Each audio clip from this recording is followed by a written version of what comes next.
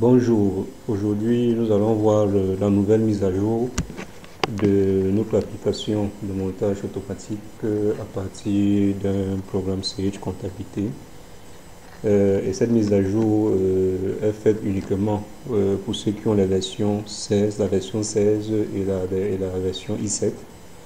On va voir quelles sont les nouvelles fonctionnalités que nous avons incorporées dans cette mise à jour.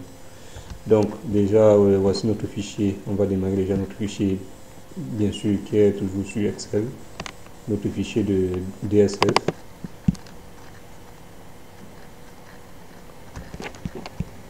Donc voici notre fichier de DSF. Évidemment, il faudra, comme la version précédente, renseigner la raison sociale de la société. Donc là, je vais saisir ma société. Ici, renseigner mon mot de passe et je valide. Voilà. Donc là, nous avons accès au fichier de montage automatique de DSF. Et là, nous avons les différents onglets. Là, nous avons l'onglet menu. Là, il faut renseigner la raison sociale, la forme juridique, un ensemble de données générales. Et ensuite, nous aurons les informations fiscales. Ensuite, nous aurons les informations comptables à renseigner. Alors, ici, nous avons l'onglet balance, là, qui va nous reprendre la balance des 3 derniers exercices. Donc, pour l'instant, nous n'avons pas de données parce que nous n'avons pas relié le fichier comptable à ce fichier de DSF. Nous avons ensuite l'onglet tableau de bord qui va nous reprendre une analyse financière et économique de nos comptes. Alors également le tableau de bord, lui, il est vide.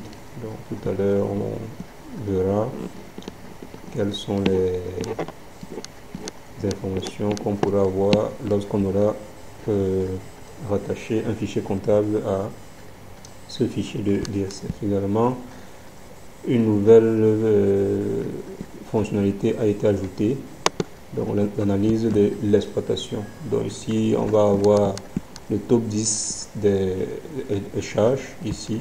Ici, on va pouvoir cocher là en fonction de chaque exercice. Ici, on va pouvoir cocher là et avoir certaines informations. Et ici, nous aurons la variation 1, la variation 2. Ici, nous aurons un petit graphique pour voir quelle est, au niveau des 3 exercices, quelle est la charge la plus élevée sur les 3 exercices. Alors ça, c'est pour ceux qui auront au moins 3 exercices. Donc si vous n'avez pas, si vous avez moins de 3 exercices, vous allez quand même voir sur certains éléments qui vont permettre de faire une analyse. Également au niveau des produits, on a plutôt le top 5 des produits. Donc ici on aura le produit le plus élevé, ensuite le plus bas sera à la fin. Donc également on a l'onglet cohérence qui va nous faire une cohérence de notre DSF. Alors ici on a la légende. Ici au niveau des cases, les cases qui seront marquées en vert seront des cases correctes, donc je suppose que la cohérence sera bonne. Les cases en rouge signaleront une erreur au niveau de la DSF et les cases en jaune seront les cases vides. Alors tout à fait on constate que pour l'instant toutes nos cases sont en jaune parce que on n'a pas de données. Donc tout est automatiquement en jaune. Tout à l'heure on va voir quand nous allons rattacher notre fichier comptable à ce fichier de DSF. On verra si nous avons des erreurs dans le DSF. Évidemment, nous avons la couverture. La couverture qui me reprend le nom au niveau de la raison sociale ici, qui me reprend le nom que j'ai saisi tout à l'heure dans l'onglet, dans la fenêtre de validation. Alors ici, nous avons l'effectif, bien entendu, qui est vide, nous avons l'actif, qui est également vide. Donc l'ensemble des tableaux, pour l'instant, est vide. Donc, si vous regardez au niveau des charges, passif charge, il n'y a rien du tout. Produit, TAF 1, TAF 2, TAF 3, actif immobilisé, donc amortissement. Pour l'instant, nous n'avons aucune donnée. Donc on va procéder à la liaison d'un fichier comptable à ce fichier de DSF. Alors je vais déjà démarrer ouvrir mon fichier de comptabilité. Alors là je vais travailler avec la version i7. Donc sage comptabilité i7. Je vous disais tout à l'heure que ce fichier DSF est valable pour ceux qui auront la version i7 ou alors la version 16.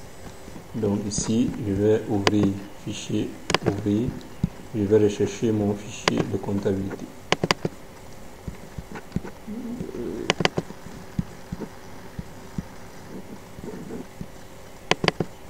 Donc ici, on va ouvrir ma société. Je valide, ok, et voilà.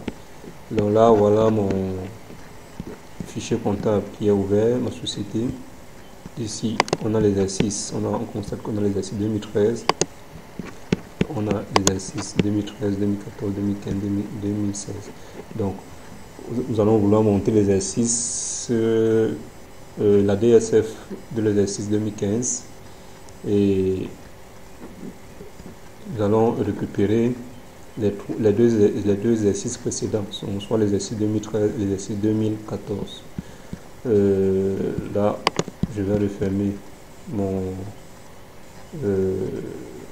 fichier comptable et le programme de comptabilité. Je vais rechercher l'emplacement de mon... alors on pourra déjà revenir, pardon.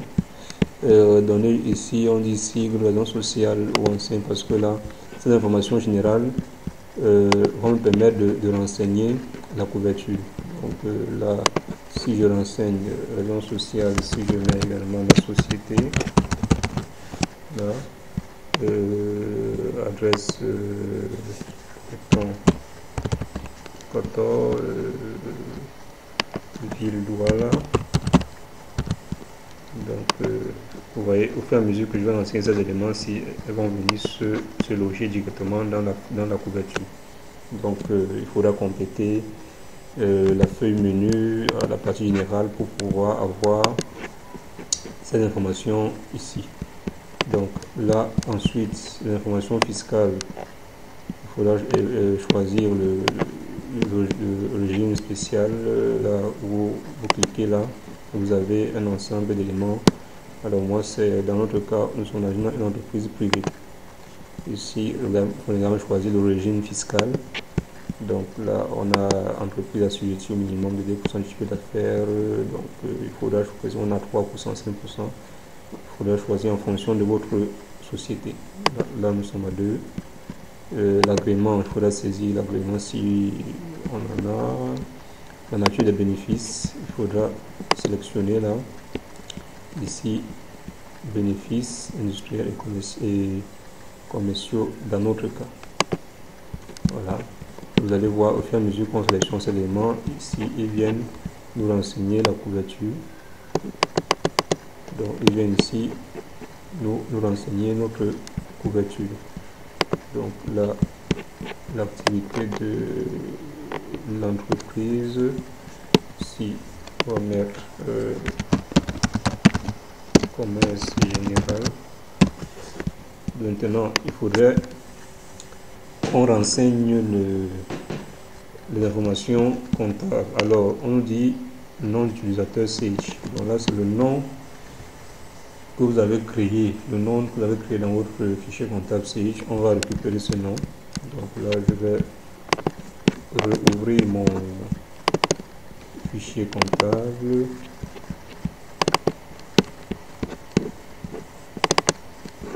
Donc voici.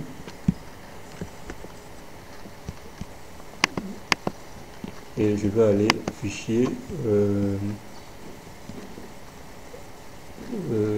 autorisation d'accès, gestion, non, pardon, utilisateur. Voilà. Ici, je vais double-cliquer sur l'utilisateur qui est avec lequel je voudrais faire la liaison avec le fichier de DSF.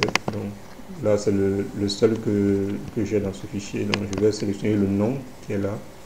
Je sélectionne entièrement, je fais un copier. Je viens le coller ici dans la case nom d'utilisateur CH. Donc je me place ici dans la barre de formule, je fais coller. Je valide sur entrée. Voilà.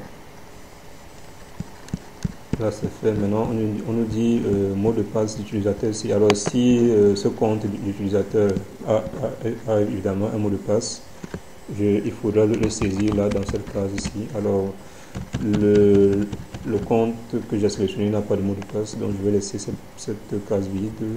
On nous dit également emplacement du fichier comptable CH. Donc là je vais refermer ici, je vais refermer, je referme également mon fichier comptable. Je vais copier l'emplacement de ce fichier comptable et je vais venir le coller dans cette case. Donc, voici mon fichier comptable. Alors pour récupérer l'emplacement, on peut évidemment le récupérer directement ici à partir de la barre de recherche là. Donc si vous cliquez là-dessus, ça vous donne le chemin d'accès à votre fichier comptable. Donc là c'est D, Sauvegarde, DSF. Donc, ou alors on peut cliquer sur le fichier, cliquer avec le bouton droit de la souris, aller sur propriété. Et également là vous avez le tir emplacement de votre fichier. Alors là on peut sélectionner là et on fait un copier. On va venir coller au niveau de l'emplacement. Là on vient là-bas de formule, on vient à coller. On valide sur entrée. Voilà. Maintenant, il nous demande le nom du fichier comptable CH. Donc, également, comme tout à l'heure, on va récupérer le nom du fichier comptable. Alors, cette fois-ci, il faudra récupérer sans l'extension. Donc, on récupère juste le nom et on ne prendra pas en compte son extension. On fait copier. Là, on peut valider sur OK. On va venir coller également ici. Barre de formule, coller. On valide sur entrée. Donc, au fur et à mesure que vous validez, il faudra vous assurer que ici, patienter là, que le processeur arrive à 100%, parce que là, le temps qu'il récupère l'information qu'on vient de renseigner, ça va nous permettre de faire la liaison. Il faudra patienter en fonction de la taille de votre fichier comptable. Si votre fichier comptable est assez lourd, ça prendra également un peu de temps. Donc si il n'est pas lourd, en quelques secondes c'est fait. Alors le mien comporte 4 exercices et il est vraiment lourd, donc c'est pourquoi ça prend un peu de temps. Là nous sommes déjà à 34 à 46% et c'est fait. Donc il m'a récupéré cette information là. Maintenant il faudrait renseigner la date de début de l'exercice N, la date de fin de l'exercice N, la date de début de l'exercice N-1, la date de fin de l'exercice N-1 et également de l'exercice N-2. Alors dans mon fichier, on a dit qu'on voudrait monter la DSF de l'exercice 2015. Je vais ouvrir mon fichier comptable, je double-clique dessus, je vais aller sur OK. Alors je vais aller à fichier, paramètres société et ici exercice. Vous voyez que là on a l'exercice 2013, 2014, 2015, 2016. Ici, on a les dates de début et les dates de fin. Donc, l'exercice 2013 commence le 1er janvier, s'achève le 31 décembre. Pareil pour le reste. Donc, on va monter la DSF. Donc, mon exercice N, dans ce cas, sera l'exercice 2015, puisque on ne peut pas encore monter la DSF de l'exercice 2016, puisqu'il n'est pas encore, il est encore en cours. Donc, on va monter la DSF de l'exercice précédent, donc 2015, qui sera mon exercice N. Donc, on va dire date de, ici on va revenir, on dit date de début de l'exercice N 01/01/2015. On va aller sur entrée. Ensuite, date de fin de l'exercice N. Là, on a vu que l'exercice N finissait au 31 décembre. On va saisir 31/12/2015, on valide. Ici, on nous dit l'exercice N-1 qui sera l'exercice 2014, 1er janvier 2014.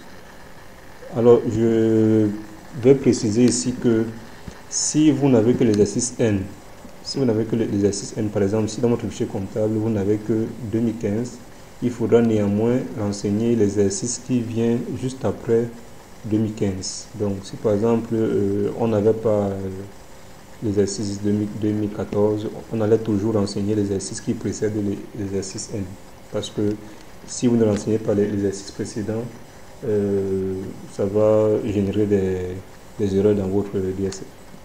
Donc là, je renseigne la date de fin de l'exercice N-1 qui est fixée au 31/12/2014.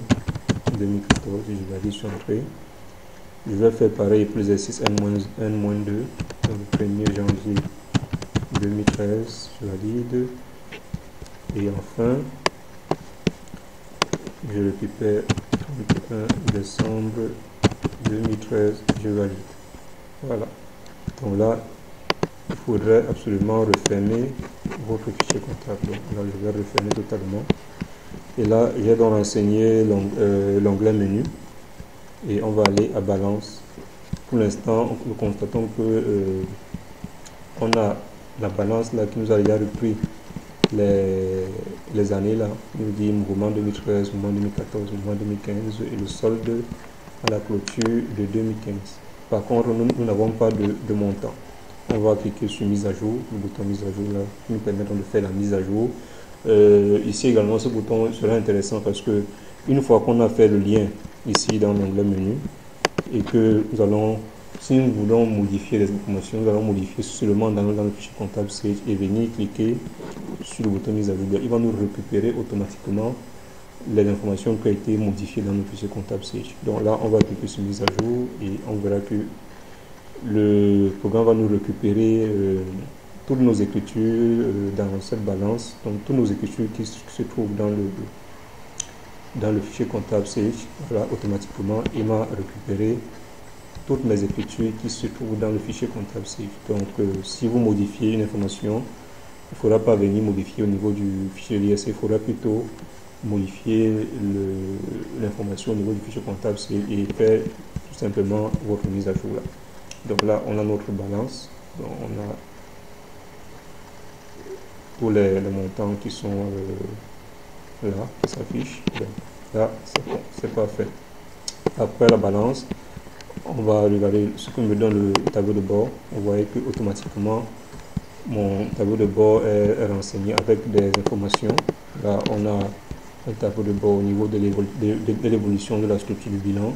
On a l'actif 2013, passif 2013, actif 2014, passif 2014, actif 2015. Passif 2015. Donc, les trois exercices sont pris en compte. Donc, si vous n'avez pas trois exercices, bien évidemment, vous n'aurez que les deux colonnes qui correspondent à l'exercice que vous avez sélectionné. Et ici également, on a une légende. Donc, total actif mobilisé, stock qui est en cours, les créances, les valeurs mobilières et le reste. Et ici, nous avons une évolution de la composition des charges et produits. Là, on a les charges 2013, produits 2013. Charge 2014, produit 2014, charge 2015, produit 2015. Donc on peut également faire une analyse et mieux apprécier notre structure. Ici également nous avons une légende. Alors on a également dans le tableau de bord les indicateurs financiers. On a sur les trois exercices 2013, 2014, 2015 les fonds propres. Là, et puis ici quand vous pointez là vous avez une définition de cette ligne. Voilà. Ici, les fonds propres sont là, le fonds de roulement également y est, le besoin en fonds de roulement, la trésorerie nette, la couverture des charges courantes et ici le taux de couverture des dettes courantes. Donc, on a un ensemble d'indicateurs financiers qui va vous situer sur la situation. Alors, je précise que là, c'est des indicateurs financiers qui vont vous situer sur la situation financière et tout à côté, nous avons les indicateurs économiques cette fois-ci. Et également pour les trois exercices que nous avons renseignés, nous avons le résultat d'exploitation qui est là, nous avons le résultat net, nous avons le taux de rentabilité net, nous avons le taux de marge sur coût variable et nous avons le seuil de rentabilité. Alors le seuil de rentabilité, ici ça indique le montant du chiffre d'affaires à partir duquel l'entreprise doit être rentable. Donc, en 2015, il est à 158 millions. Donc, pour commencer à être rentable, il faudrait au moins qu'on ait un chiffre d'affaires de 158 millions. Donc, ensuite, nous avons l'évolution du cycle de l'exploitation. Là, on a les 3 années, 2013, 2014, 2015. On a notre légende, les fonds propres. On a la tendance à partir de 2014, qui sont entre 2013 et 2014, c'est sensiblement égal. Ensuite, décolle en 2015. On a également les fonds propres qui sont négatifs. On a un ensemble d'éléments. Ici, nous avons également l'évolution du résultat et des produits d'exploitation. Ici, nous avons la légende. Les bandes grises sont le total des produits d'exploitation et le résultat d'exploitation, la courbe. Donc, on a donc cet ensemble d'éléments. Et enfin, nous avons le seuil de vigilance. Donc, ce seuil de vigilance va nous permettre d'avoir des différentes alertes et avoir quel est le risque que nous courons. Donc, au niveau, là, c'est un seuil de vigilance. À la partie gauche, c'est un seuil de vigilance. Ce sont des alertes financières. Ici, on constate qu'en 2013, nous avons 3 alertes. Une alerte au niveau du fonds de roulement, une alerte au niveau du besoin du fonds de roulement et une alerte au niveau de la trésorerie nette. En 2014, nous avons 4 alertes. Donc, nous avons une alerte au niveau des fonds propres, une alerte au niveau du fonds de roulement, une alerte au niveau du besoin en fonds de roulement, une alerte au niveau de la trésorerie nette. En 2015, 5 alertes. Donc, tout est au rouge. Du point de vue de l'analyse financière, tout est au rouge. Donc, le fonds propre rouge, fonds de roulement, évolution du fonds de roulement également, il est au rouge. Alerte au niveau du besoin de fonds de roulement et la trésorerie nette. Maintenant, au niveau des alertes économiques, en 2013, nous avons une seule alerte au niveau du résultat net, parce qu'en 2013, nous avons fait une perte. En 2014 également, on a une alerte sur 3, également le résultat net tout à fait, parce qu'également en 2014 également, c'était une perte. En 2015, nous avons une alerte sur 3. Et cette fois-ci, l'alerte n'est plus au niveau du résultat, puisqu'en 2015, on a fait un résultat.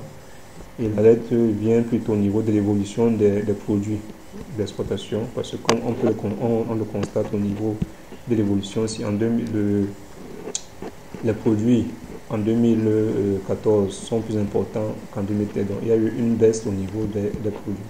Donc, c'est un ensemble de tableaux de bord qui va vous guider au niveau de votre structure et savoir quelle est la situation de l'entreprise. Ensuite, nous avons une analyse de l'exploitation, là, qui va nous reprendre le détail des comptes de classe 6 et classe 7. Alors ici, on a l'outil analyse de l'exploitation. Ici, on a le top 10 des charges. On a le compte, l'intitulé. Ici, on a l'exercice 2013, 2014, 2015. Ici, on a la variation entre l'exercice 2014 et l'exercice 2013. Ici, nous avons la variation 2 qui est entre l'exercice 2015 et l'exercice 2014. Ici, nous avons des courbes qui me donnent la tendance. Et le point rouge me situe le point le plus haut. Je suppose que si je prends par exemple le compte transport pour le compte de tiers, alors ici, j'ai 3 boutons. Là, j'ai l'exercice 2015 qui est coché. C'est pourquoi vous voyez cette partie en vert. Alors si on avait coché plutôt 2013, là, vous voyez, c'est la partie en vert qui est sélectionnée. Donc c'est ceci qui est mis en avant. Tout comme on pourrait modifier et prendre plutôt 2014. Et là, c'est plutôt 2014 qui est mis en avant. Et ici, vous avez donc les pics.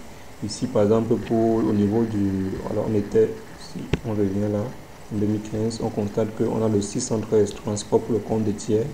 Ici, on constate que là, le pic, il est le montant le plus haut se situe en 2014, parce que la courbe, elle est plus ascendante en 2014. Donc, et si on regarde les montants, alors je précise que c'est une charge, donc si on regarde les montants, la charge en 2013 est de 2,2 millions.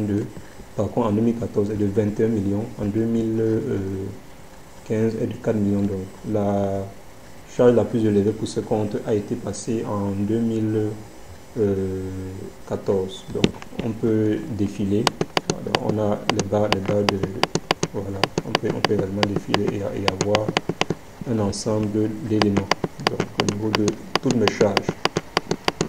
Donc pour modifier ces éléments, c'est pareil, une fois que vous allez modifier dans votre fichier comptable et vous allez procéder à la mise à jour automatiquement, ces montants-ci et les différents graphiques qui s'y trouvent seront également pris en compte.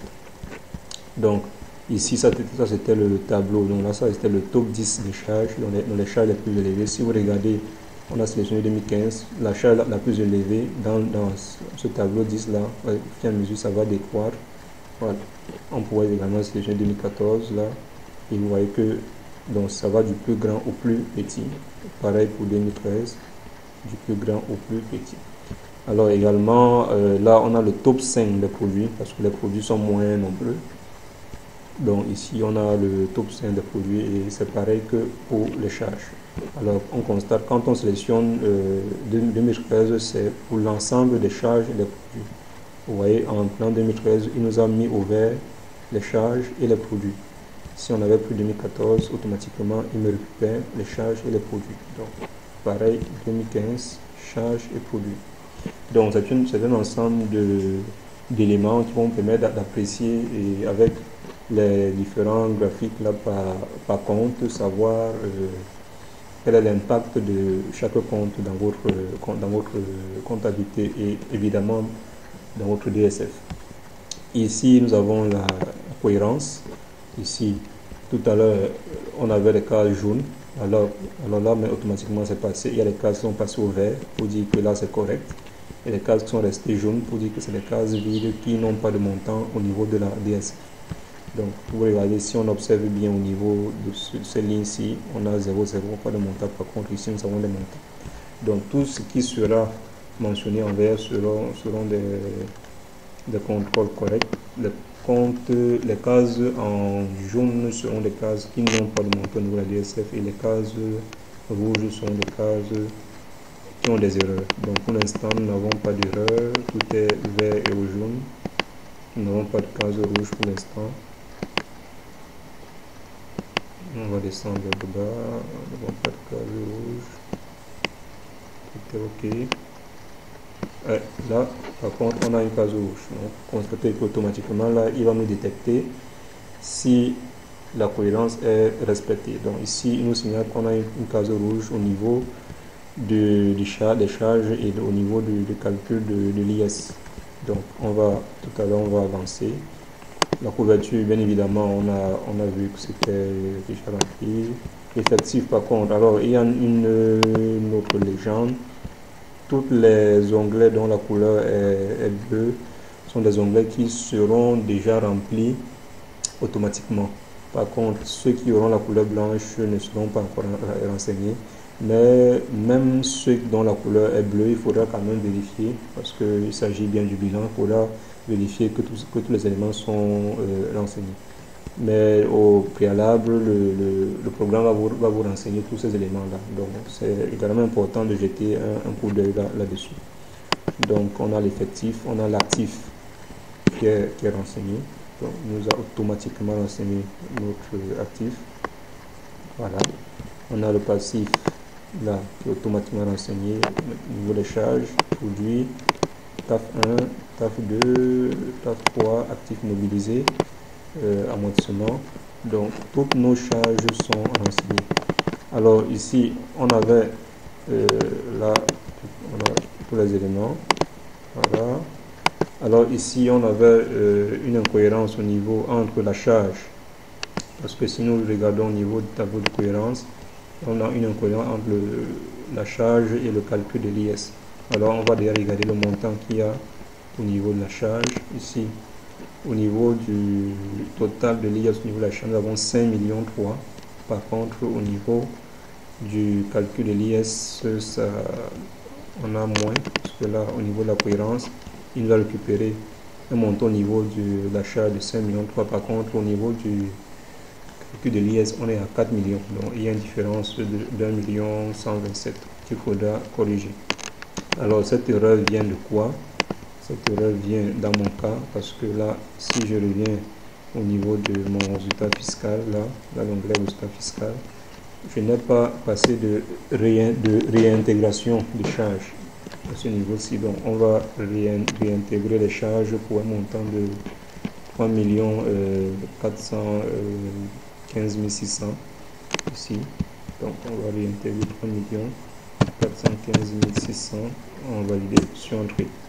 Et on va venir revérifier à nouveau la cohérence. Et automatiquement qui passe au vert.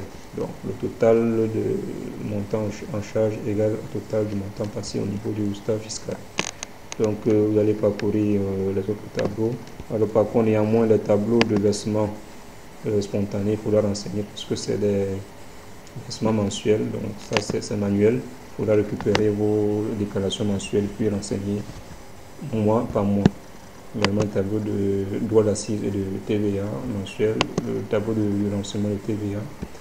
Alors, ici, ils sont versés au tiers également mensuel. Donc, le reste automatique. Là, on a les dettes mensuelles, le crédit mensuel, la structure également qui est automatiquement renseignée. Donc, voilà la nouvelle mise à jour de notre fichier de montage automatique de DSF. Qui est là, donc, et puis tout est imprimable, donc vous pouvez imprimer, tous les formats sont bien évidemment sont déjà avec les mises en page. Donc là on peut imprimer et on a l'ensemble de nos états. Donc là voilà, donc c'était tout pour cette nouvelle mise à jour. Je précise que c'est ceux qui ont la version i7 et la version 16 de Sage qui pourront travailler sur cette nouvelle mise à jour du fichier de DSF. Donc ceci dit, je vous remercie et tous ceux qui voudront entrer en contact ou alors qui voudront avoir ce fichier peuvent appeler au 696 43 77 75. Donc je reprends 696 43 77 75. Pour ceux qui sont hors du Cameroun, il faudra bien évidemment précéder ce numéro du 237. Je vous remercie et à bientôt.